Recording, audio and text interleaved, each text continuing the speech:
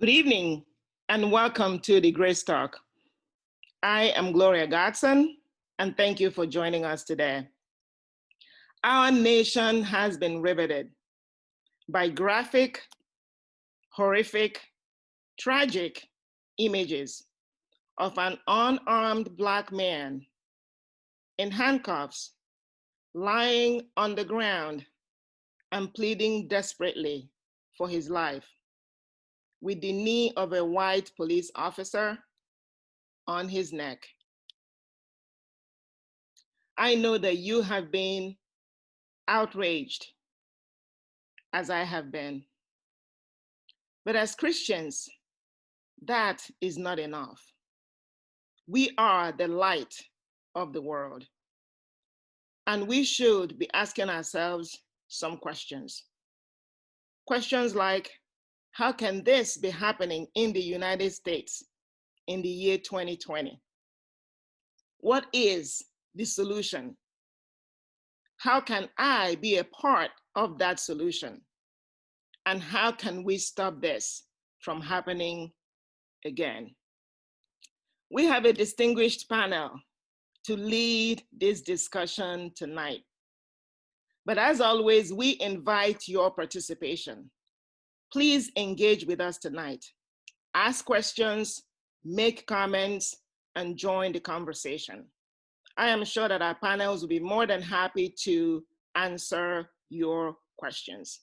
So let's introduce our panel in alphabetical order. Reverend Dave Carey is a best-selling author, speaker, and educator. He is a leader and has been a vice president in several Fortune 100 companies. Andre Davis.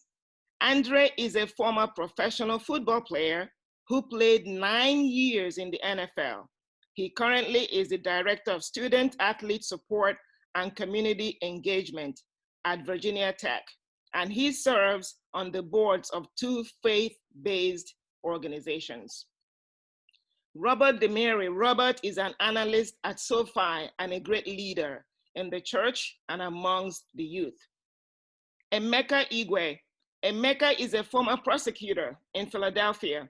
He is now a criminal, civil rights, and military lawyer with a practice in Philadelphia and Wilmington.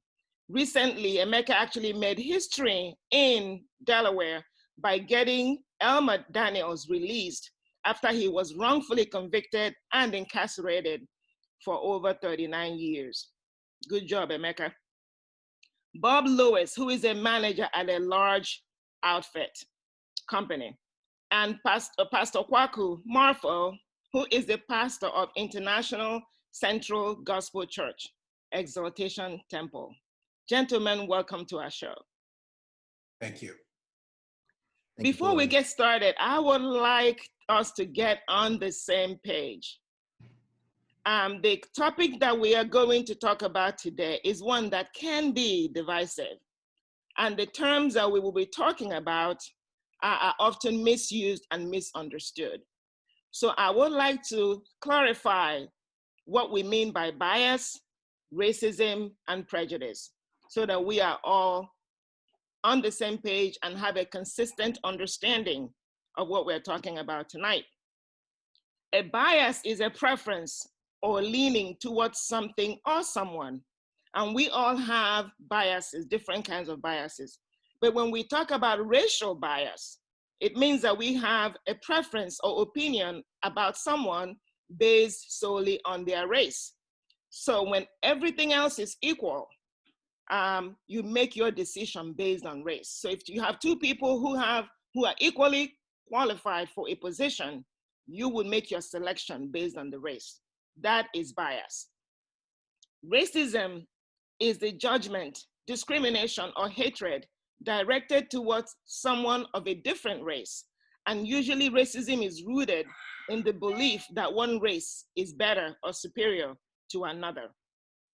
Prejudice, on the other hand, is when we form opinions, beliefs, or feelings about a person or a group of people without facts or information. So just for example, you meet someone for the first time, you don't know anything about them, but you already have negative thoughts about them or feelings about them based on their race. Now that we have got that out of the way and we are all now on the same page, let's dive into this conversation.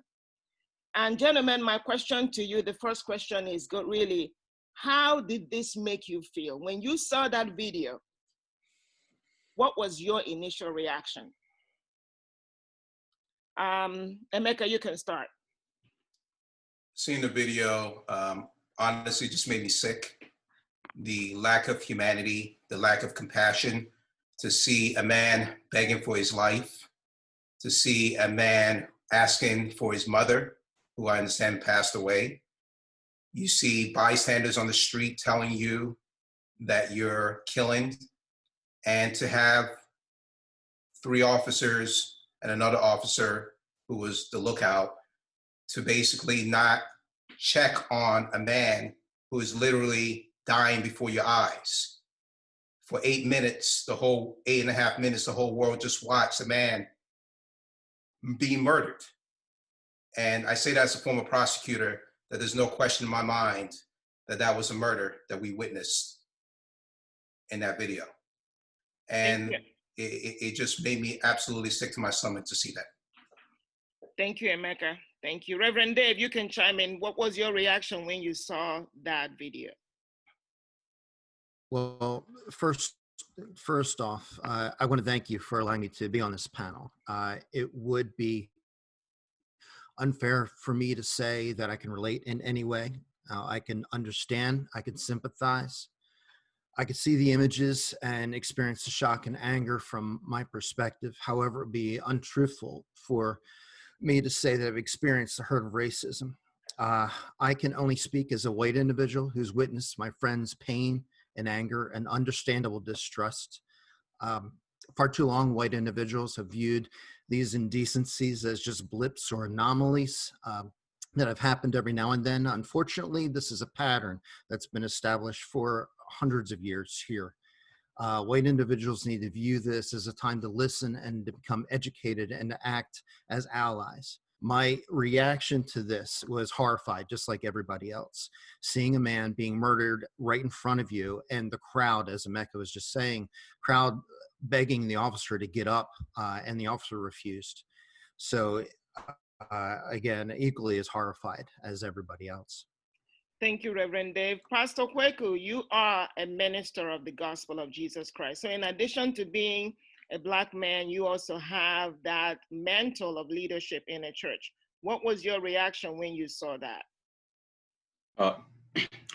Just as Pastor Dave said, it was a similar reaction. These things happen every now and then, but the reactions are almost always the same. It keeps coming back again. So I was shocked, and I was particularly wondering why 4 police officers didn't appear to me to have looked for any other options with an unarmed human being, except the option of terminating his life. It makes me think that there are some who don't maybe value human life the way God does. Their studies have shown that US African Americans are 2.5 times more likely to be killed by the cops than white people. And in the same way, the Black women, the rate is about 1.4 times more likely. But as Christians, our lives actually revolve around what we do to our neighbor. In fact, the way God assessed us with a lot of the parables as to whether we are going to make it to heaven or not, it was actually based on what we did to the least of these, my brethren, or to our neighbors. So our lives actually revolves around what we do to our neighbor or fellow human being. The book of Matthew, chapter 25 and verse 40 says, "Truly I tell you, that whatever you did for one of the least of these brothers or sisters of mine, you did for me." So this appears to me that they were not ready to utilize any options available to them as cops, except the option of taking him out. And for me, this was quite unnecessary, senseless, and it was quite callous on my part. Thank you, Pastor Kwaku. Bob, what about you, Bob Lewis? How did you feel when you saw that video? Good evening, everybody. The way I saw it is differently than I probably would have saw it before I started my walk with the Lord. But the way I saw that video, it was such the lack of compassion of that police officer, the coldness that was in his eyes. He seemed just enjoying himself with a hand in his pocket. You had a first responder who was off duty, but begging them to let her in to take his vital signs. I just was, it was very, very gut wrenching, and it laid heavy on my heart, as it still does to today, that I actually watched a human being be murdered, and the guy who did the murdering got up and went home. It's disturbing, to say the least. I couldn't imagine if I was an African American and I had sons and who had to go out every day, and they're driving a nice car, and all of a sudden they're gonna get pulled over long before I will drive in my car. It was just disgusting watching that video, and it's just, I still can't believe it, to be honest with you. I could only watch it the one time, but it was hard to watch. Thank you, Bob. Andre, tell us how you felt when you watched that. Yeah, I think for me, something that might be different is that I felt very frustrated. This has been something that has seemed to become common practice now on our news, and there doesn't seem to be enough that's being done about this. I think to see an unarmed Black man on the ground, not even struggling, in the video didn't even look like he was struggling at all, and yet the man kept his knee on his neck the whole time. As you said, to see him be so nonchalant about it and taking his life, as you said, Bob, his hand was in his pocket, as if this was almost as if he knew what he was doing. I'm frustrated in seeing these things. I have still yet to see the entire video in its entirety, because I'm sick of seeing these videos.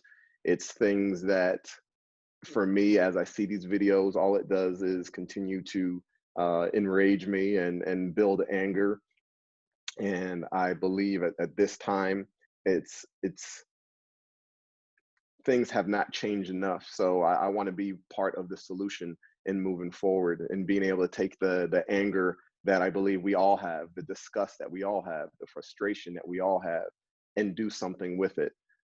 We need to learn to move from just making social media posts to having discussions like what we're having here tonight, to be able to take these discussions and then move it towards other programs and policies that will truly be able to make a difference, and that will allow us to be a light in the midst of this darkness that is going on, and for us to unify as one, and not to continue just sitting on the outside. And the awareness is a great portion of it, but it's not enough. We need to be able to learn how to move from awareness and move to action. So the frustration is there, and we just need to be able to do something as believers, and be a light in the midst of all the darkness that's going on. Thank you so much. Absolutely. It definitely, there's a call to action there for us. Robbie, you are probably the youngest of this bunch. How did this make you feel? But you are for sure the youngest. Yeah. Thank you for letting me be on here, and just being able to share my thoughts and being part of this great panel. Yes, I was very sad. My heart just goes out to George's family, to the community. My heart even goes out to the police officers' families and stuff. I mean, they're dealing with a lot as well. But I'm just very sad, and I can say even just for today has just been a really sad day. And I've really focused on this more. I mean, last night I was watching a lot of the riotings and things going on and the protests, and I'm just really sad. And And I agree with everything that has been said up here. Just, seeing the individual being taken advantage of, and just none of the other police officers choosing to help or see that a life was in danger and to do something. And it's just really sad. And I think for me, I'm very close to the African American community. God has always put me involved in their lives ever since I was a young kid. When me and my family, when my parents ran a ministry called Super Kids for Jesus in the inner city of Wilmington. God has just always put African Americans in my life, and for me, though I am white and Caucasian, my life has reflected the difference. I'm the minority in the sense because I'm around so many people of different races than myself, and I just have a heart for them. So I really felt sad and just broken, and wish I could just help them and comfort them.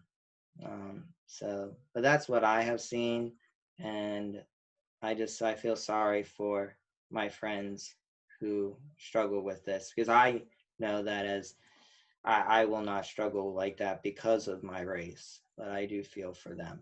That's what I have felt. Thank you.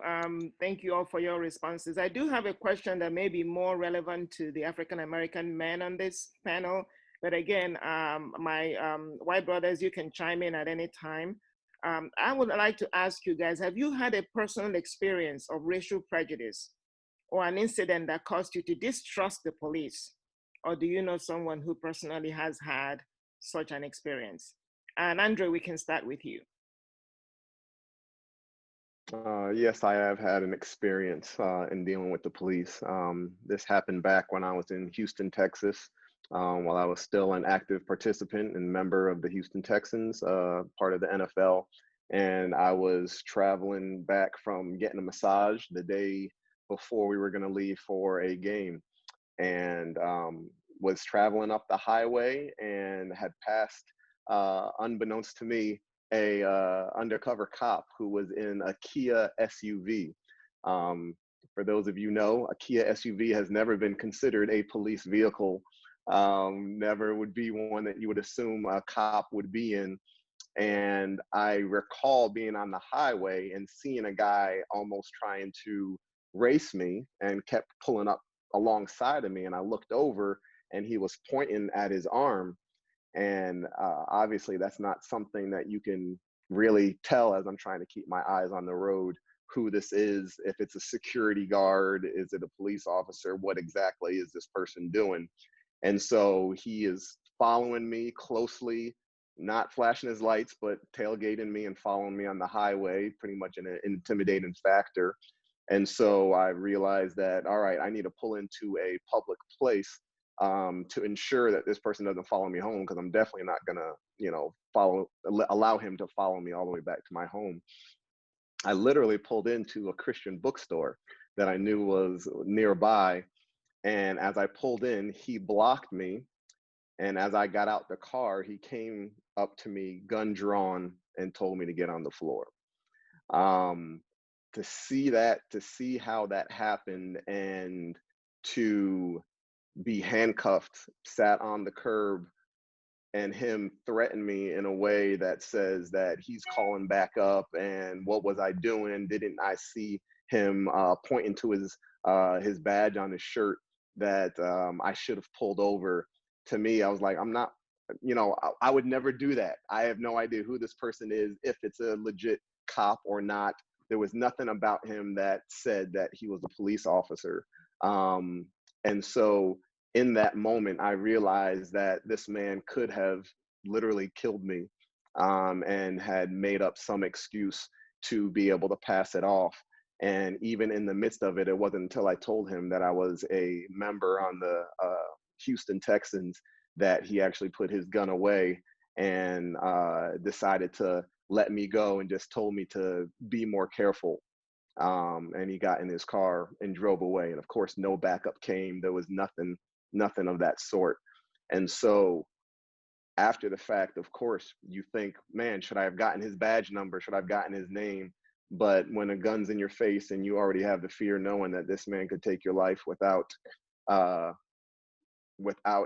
question, that's not the first thing on your mind. Your mind is, can I get home to my kids and my wife? And so to have to deal with that and keep that inside, and just live life once again, knowing that a normal traffic stop, even if I was doing anything, just speeding or anything else, that could be the moment that your life is taken over something so minor, is something that is a daily battle, and something that for me, I know for myself personally, I have to be aware of, and something I'll have to let my 2 young boys one day be aware of as well. So for me, just having to deal with that and knowing that happened to me, someone who according to many people in the world is a celebrity or is somebody who has accomplished something that meant nothing in that moment.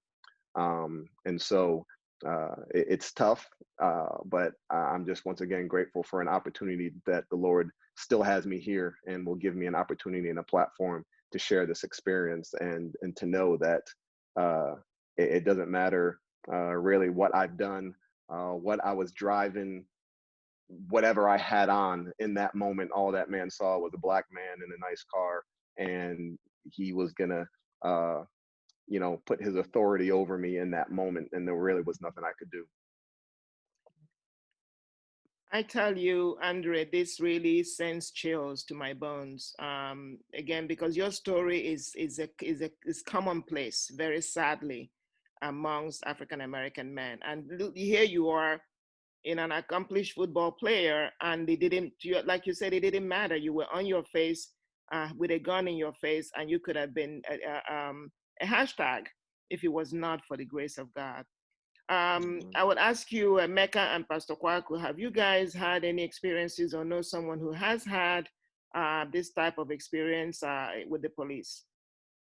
Well, mine is brief. I have not had any encounter with the police with regards to that, and I'll be honest about that. But it's like you said in the beginning, racism looks like it takes many forms. But we all know that at its core, it's a personal and social should I say, disorder that is rooted in the assumption that one race is superior to another. And it happens in the course of life. We see individual racism, we see institutional or structural racism, and sometimes, if you are not very careful, because it's embedded in the systems and institutions of society, they are quite less blatant and sometimes more complex. What we experienced, as myself and my wife experienced, was that we went into a store. It's quite an expensive store to buy furniture. And just when we walked in, we realized and we felt, literally felt that we were not expected to be there in the first place. So I probably think that they didn't think that as Black people, we didn't have the purchasing power. We didn't have the ability to even do anything on that level in that place. And throughout the experiences that we had in that particular store until the time that we made a purchase, we felt it, and we could see by the actions, and on a daily basis, I believe that there are lots and lots of people who go through this every day. But I have not, my family, we've not had any encounter with the police. Thank you, Pastor Kwaku. The type of what you just talked about, I personally have hordes of stories that I can tell as a woman, but we're focusing on the guys tonight. I personally have a lot of stories that are similar, not in the store, but different kinds, because by the grace of God, I've been in different places that many times I'm the only person who looks like me in those places, and people wonder whether you should have been there. Emeka, do you have any personal stories or know of anybody who has had any interface? Well, I don't have any, my story isn't as dramatic as what happened to Andre. And I think any Black man in America has had some episode of discrimination, even if it's not as dramatic as someone pulling out a gun on you. I've suffered professional discrimination a lot of times. Anytime I go to the courthouse and I don't have a suit on, I always get mistaken for being a defendant. That's just an assumption that is made. And in fact, it actually happened once when I was a prosecutor in Philly going to court. the bailiff mistook me, even though I was in my suit, as a defendant and tried to have me sit in the audience to have my case heard. So that's something that happens, that's just part of being a Black professional. A lot of times you think having an education, a college degree, an advanced degree will, somehow protect you from acts of discrimination, but in fact, that's not the case. Professional discrimination takes place all the time. As for a living, I represent a lot of people who have stories similar to what Andre said. I have clients who have been beaten up by the police, have been shot at by the police, have been wrongfully convicted and incarcerated by the police. So I see it on a daily, weekly, monthly basis. Clients come into my office with similar stories. So I know full hand that the widespread nature of what it's like to be Black, a Black man in America, through personal experience and through my clients. And I can tell everyone watching that it's way more widespread than is even reported in the media. Thank you, Emeka. I would ask any of the other gentlemen if you want to chime in here, or if you have any comments or thoughts. If not, we can go on to the next question that I have for the panel. Hey, Gloria, this is Bob. I just have something that my son, who is 19 years old now, and I can remember when he told me about what I'm going to say, I was like, yeah, they didn't profile this kid. So him and a friend, both white, were driving to pick up another friend in a less than desirable neighborhood that is known for drugs and whatnot, but it's just their friend who's Black. And so they pick this guy up, they leave the development, and they make it maybe a half mile down the road to where they're surrounded by cars, unmarked police cars, and the only person they pull out of the vehicle is their Black friend. Neither my son nor the other guy were searched. I'm not even sure if I guess they got their license, but they only took the young Black male out of the car and searched them. And I can remember at the time making an excuse saying, well, what do you think? He came from that less than desirable neighborhood, but now that I'm sitting there thinking about what I said to him that night, how foolish it sounds to me now that that's not an excuse just to pull somebody out of a car because two white guys picked them up out of a less than desirable neighborhood. I mean, to me, now that I look back and see it, it was totally wrong at that point. Thank you, Bob, for sharing that. That was very helpful. Seeing it through the lens of a white person and seeing that different treatment right there in front of you is telling. And that's the story that you hear again and again and again from a Black man. And like I mentioned earlier, I'm not going to go into that. I have suffered tremendous discrimination, because in addition to being Black, I have an accent. So that's another layer of discrimination that I have experienced personally. Now, let's go on and talk about systemic racism. Do you believe that there is systemic or institutionalized racism in America? Whether it's the police system, the justice system, what are your thoughts on that? Reverend Dave, maybe you can start. Sure. Thanks, Gloria. And I'm sorry, guys, hearing all those stories. It's just painful to hear the examples that you guys have been through. So, as I'd mentioned earlier, I do believe that there is systemic racism and it's institutionalized in the United States. I think that it existed prior to the founding of our nation all the way up until present. The founding fathers really never considered anybody other than the same makeup of the type of people themselves when they're crafting the founding documents. So people of color were not considered, women were not considered, Native Americans weren't considered. So to do this, to be able to change things around, we actually need extreme reform in a variety of fields, especially regarding our police and criminal justice system. And even in the hiring practices. I mean, there's so many areas that need to be changed because of, again, systemic racism that's just built in. Thank you, Dave. Maybe you can chime in there, Emeka. What do you think about systemic racism? You have been a prosecutor, you understand these things. What have you seen in your practice? So, I'll speak about the criminal justice system, since that's my area of expertise.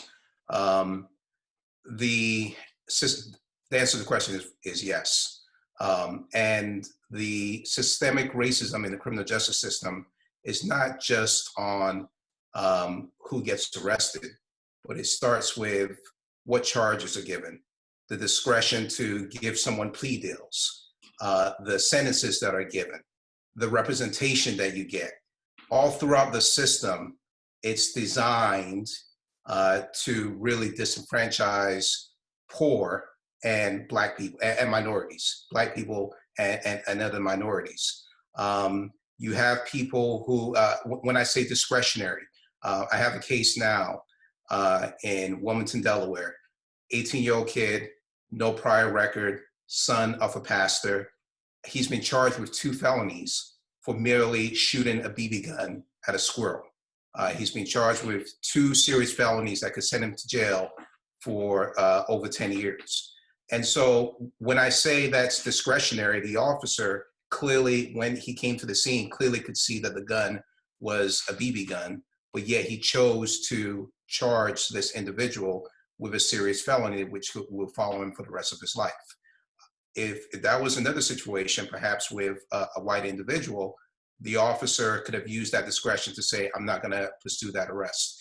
And I just use that as one example to say that systematically, the system is biased. There's no question about it. And all the stats show that. If people say, well, Black people commit more crimes, I can tell you that I'm a student at the University of Delaware. In one weekend, if the police wanted to fill the jail cells with as many white people as Black people, all they have to do is use search warrants to go into the house parties that'll be done by the white fraternities, drugs, all kinds of things are going on. But that's a discretionary decision not to do things like that. So there's certainly the whole system from the top to the bottom is full of institutionalized racism, and it's something that needs to be addressed because it creates the current problems that we're seeing now with the police and the community. Thank you, Emeka. Robbie, do you want to chime in there? Sure, I'll definitely chime in. Yeah, I mean, I agree as well. Yes, there is a systematic racism. There is something wrong with the system that does show this, and it's been highlighted throughout the beginning of our foundation of our country to now. You know, it is, and I, as a young person, as a millennial, I think sometimes I see things getting better with that, and then other times I do not. And I do hope that as us as millennials and the generation Z that's after me would also come and make change into it. And I hope God does bring about that. But I do see it, and it's going to take a lot of courage. It's going to take not just men and women of the same color, but of every color coming together, white, Latino, African American, Asian, to put a stop to these things and and become one. So that's my sense on that. Thank you, Robbie, and I do agree. It needs a call to action for everyone. This is not just a Black problem, and we're seeing it now spill into the streets. It's not just a Black problem. If we pretend that it is, we're going to continue to have things like what we're seeing happening all around the nation. It is a people problem. It is our problem.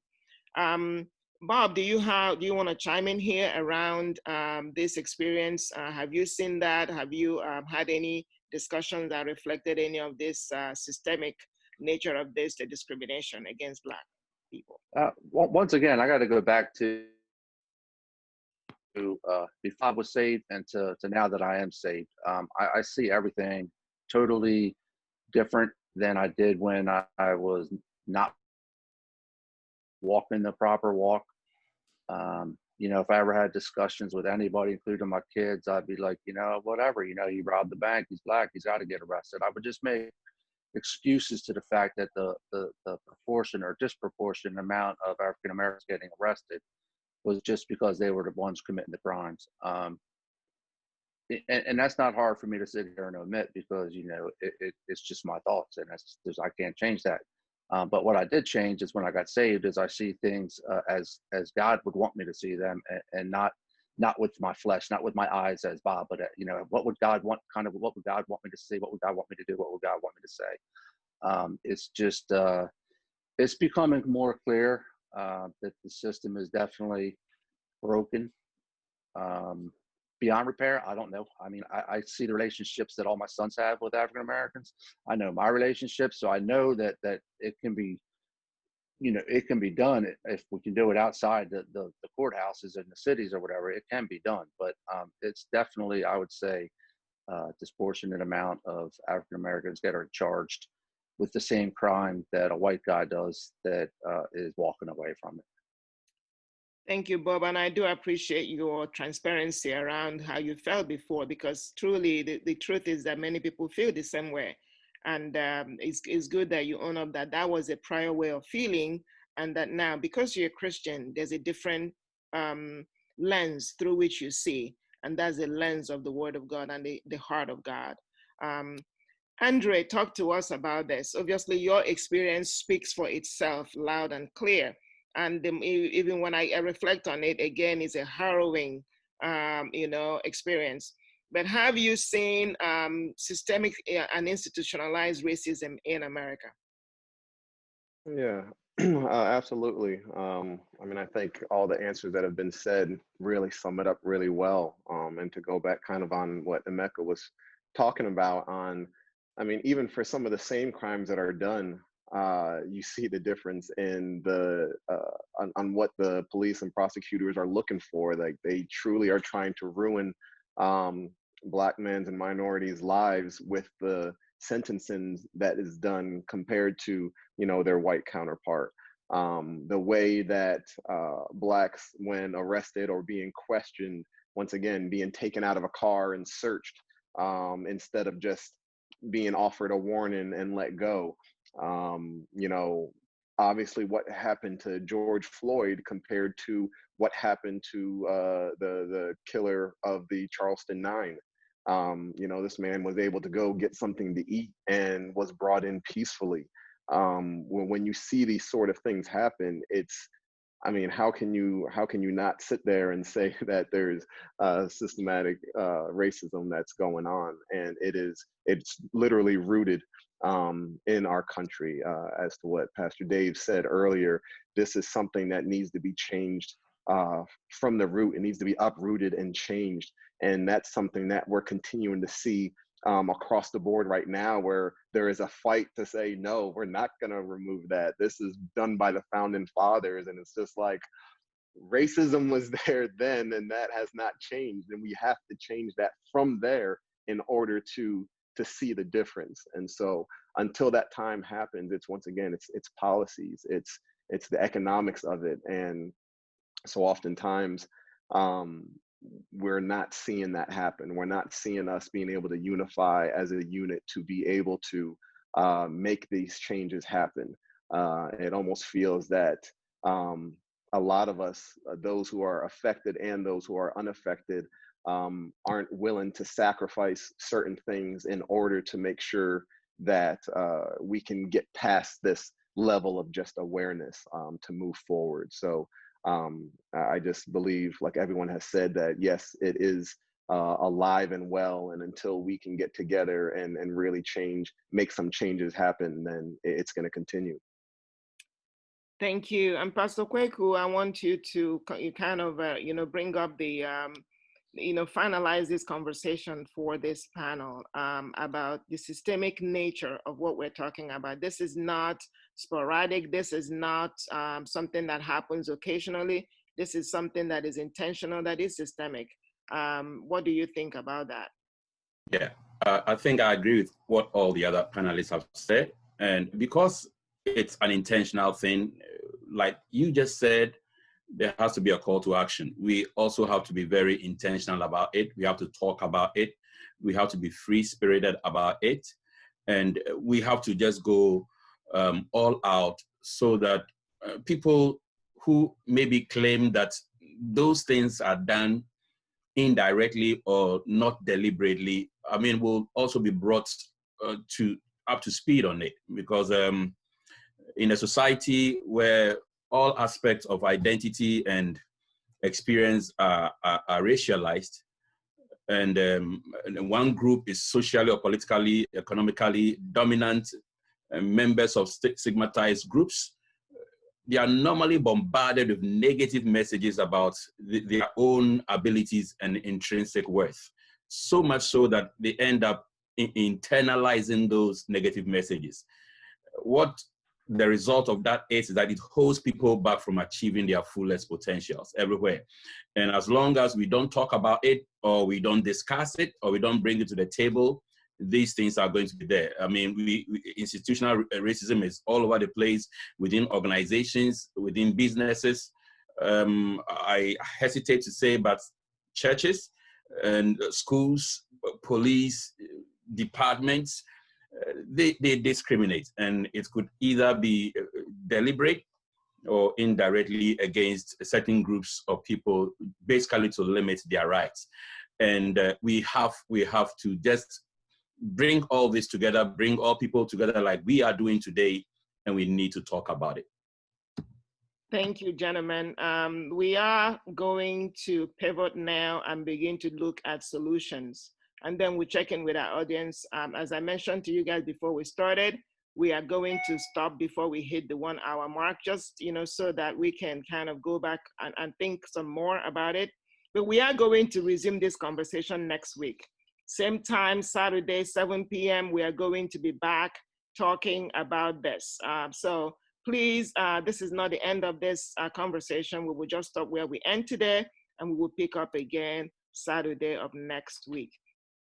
Now, we've all identified, and there's unanimous agreement that this is problematic, that this is long-standing, and obviously it's crying out desperately for a solution. And we hear the cries out on the streets. If someone raises their voice, and hopefully, they are heard.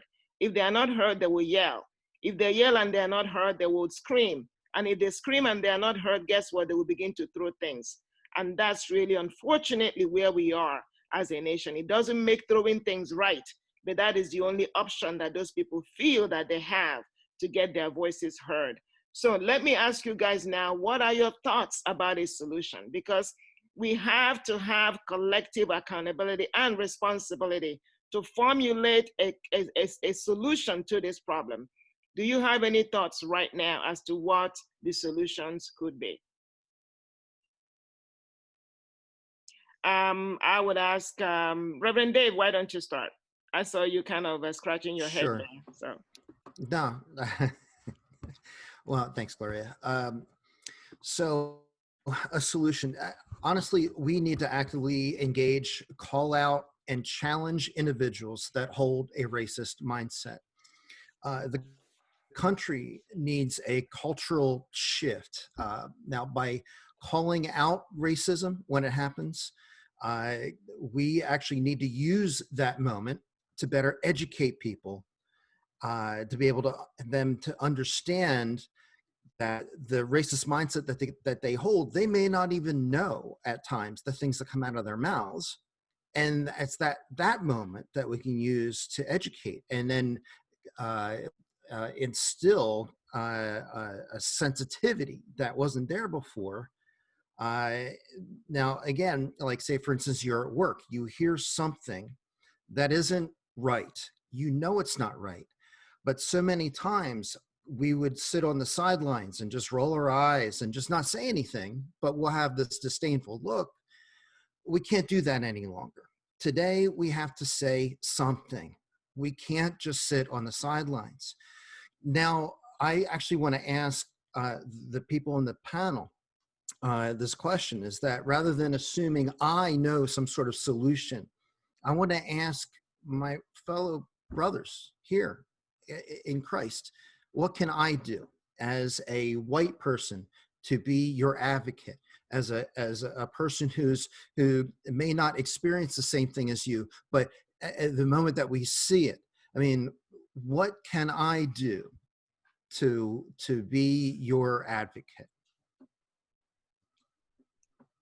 Well, I'll take it. That's Dave, open for anyone.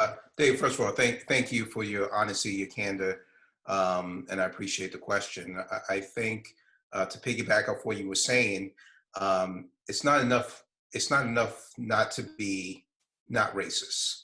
You know, I think the vast majority of white people will consider themselves not racist, but you have to go a step further and be anti-racist. What does that mean? That means you actively engage in these issues. You have to have a conversation. You know, you can't have an attitude that out of sight, out of mind, it's not my neighborhood, it's not my problem. Because as you can see, when we live in this this world, what affects someone else can spill over and affect you. So we need to have these conversations. And since we're talking about the church, these conversations need to be had in the church. You know, Sunday hours shouldn't be the most segregated hour in America. These conversations need to take place in churches, in schools, in businesses, in community centers, wherever people gather and people interact. These conversations need to be had, because if you bottle it up and not speak about it, eventually it's going to spill over.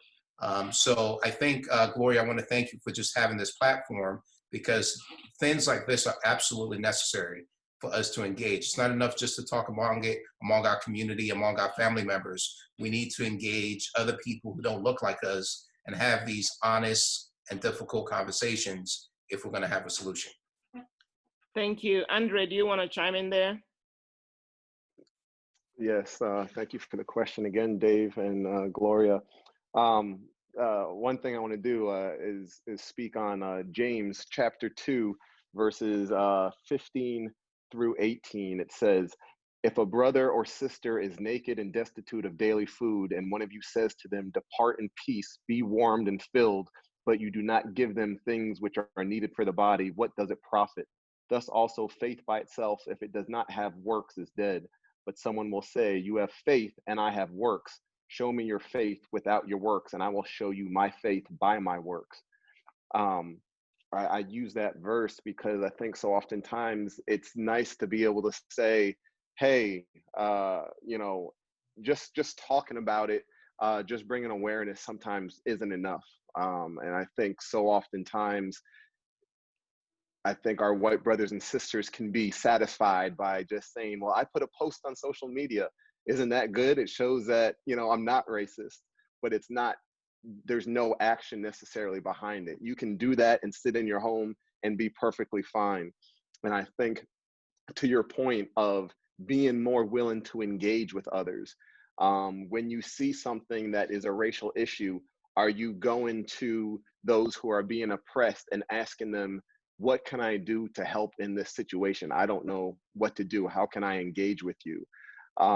Those are the things that I think will help. I think a lot of us at this point in time are, we know that there's not just a one thing that you can do that's going to solve this problem. There's nothing that if you just do something today that this whole situation is going to be done. There's going to be a process of us being able to engage with each other. And once again, like I said before, of being able to institute some sort of policy that can get this right. It starts with an individual of us being able to speak one with another. But when you see something happening within your community, within your sphere of influence, what can you do now to be a bigger advocate of change within that? So it's not just me and you, Dave, talking about it. It's now saying, let's go to our HR person. I think this is something that's going on overall. How can we be educated as an office now to move forward in this? How can this be something that when these conversations come up, the minorities that are in the office don't feel like I can't say anything about it? For those of us of color, I think for too long, this is something we deal with all the time, everywhere we go, and we've held our tongues because we've been so used to dealing with these conversations. We just kind of roll our eyes and say, oh, well, here we go again. For us, our call to action is now saying, how can we engage with our white brothers and sisters, our Asian brothers and sisters, our Latino brothers and sisters, and we can be emotional, but try to just explain to them in a more empathetic way and in a more calm way of, this is why you were wrong with what was said. Here's what, I don't know what you may have meant, but here's how I took what you said. I think when we can get into conversations and learn how to be okay with conflict and learn how to get through those tough moments, I think those will be the times that we can grow from that, and that it won't be just necessarily a private conversation between two people, but something that can be brought and we can be on one accord moving forward. Thank you, Emeka and Andre. Pastor Kweku, do you have any thoughts to respond to Reverend Dave? I think I just want to echo what everyone has said on this. I know that the country has made some progress, some. It might not be very significant in the struggle for racial justice, but I think there's still a very large room for us to break through this canker. We can't just be like what I'll refer to as a proverbial ostrich. We just keep our head in the sand and just ignore the things that take place around us. We need to engage. We need to talk about it because it is real and it's still with us. We cannot ignore this obvious issue of racism and pretend that it does not exist. And we should also not just, or there shouldn't be any euphemisms for racism. We should call a spade a spade. And we should not ignore it either, because ignoring racism allows racist ideas and racist policies to flourish. We should all speak up, and it should be more often about it. I like when Andre said that we need to use our zones of influence, wherever we are, the platforms that we have, wherever we find ourselves. In the churches, we need to talk about this. Everywhere, we need to use our various platforms that we have to talk about it. And the church should not, as a pastor, I would say that the church should not shy away from the subject. Otherwise, this is never going to go away. We know that Martin Luther King came up with this profound word. We said that in the end, will not be remembered by the words of our enemies, by the silence of our friends. And I think that it's very important. I mean, staying there and not doing anything about it, no matter how the level of empathy that we have, is not going to give us any results. I think that the time for action is now. Thank you, gentlemen. Very well said. We are going to have to end here for today because we are coming up on the 1 hour mark. But here's where we go from here. We have a lot of thoughts that we've heard today, a lot of commentary, and a lot of things that really have grieved our hearts. But that's the right place to start. And I can tell you, this kind of conversation, unfortunately, makes people uncomfortable. Like you've heard today, people don't want to talk about it. They want to pretend that it doesn't exist, and it makes people uncomfortable. Unfortunately, we need to have this conversation. So we are going to continue this conversation next week, Saturday. Please tune in at 7 o'clock on June 6th, and we're going to reconvene to pick up from where we left off today. Solutions, solutions, solutions. Where do we go from here? How can we make this better? We've heard a lot of solutions today, at the beginnings of solutions. Let's dig a little deeper. Let's explore a little bit more, and let's begin to formalize what we can do as individuals, because I truly believe that every single person has a level of accountability. And that's where I started this conversation today. We need to ask ourselves that question: what can I do? What is my role in making this better, because we all do have something that we can do to make this better. For those that have many comments, I've seen a lot of comments, questions. We're going to gather them and present them to the panel next time. So if you ask a question today, hang in there. We're going to collate all the questions. We're going to send it to the panel and have people focus on that and provide responses. But I give you a challenge now, our audience. My challenge to you is, you have been thinking about this as well. Do you have any thoughts around potential solutions? How can we partner? Because that's the only way out of this, partnership across racial lines. How can we partner? If you have any thoughts, any solutions, any suggestions, please post that as a comment, or you can send it to me as a private message on Facebook. Please be a part of this. Let your voice be heard.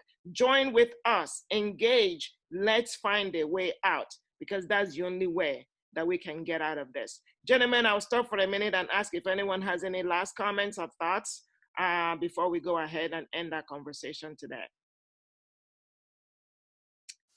All right, not hearing anything, I would say, folks, by the way, tomorrow we have a powerful show for you as well.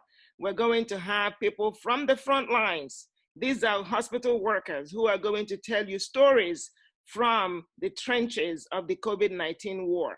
So join us at our regular show time, 5:30 tomorrow, to again hear from these men and women who work in the front lines. Hopefully you can join us to thank them for the work that they have done for us in this last couple of months, and to support them and let them know that we are praying for them and that we love them.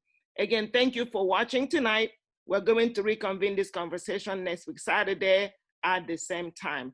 Thank you to our distinguished panelists. What a substantive discussion we've had today. Thank you for coming on this show today, and we would see you again soon to have this conversation continue. Thank you, good night, and God bless you.